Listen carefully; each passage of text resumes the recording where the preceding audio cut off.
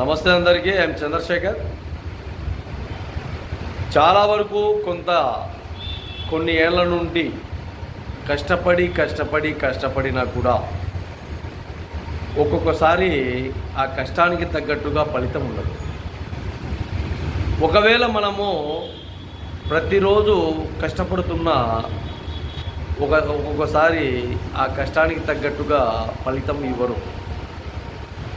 ఆ ఫలితం ఇవ్వాలన్నా కొందరికి చాలా వరకు బతిమాలి భంగపోయి ఆ ఫలితాన్ని తీసుకోవాల్సింది వస్తుంది.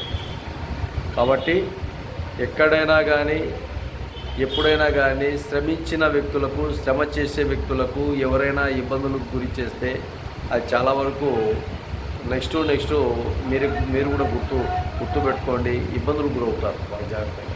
కాబట్టి శ్రమించిన వ్యక్తులకు, శ్రమతో కూడిన వ్యక్తులకు, శ్రమను నమ్ముకొని బతికే వ్యక్తులకు ఎక్కడ కూడా ఇబ్బందులు చేయకండి దయచేసి పని.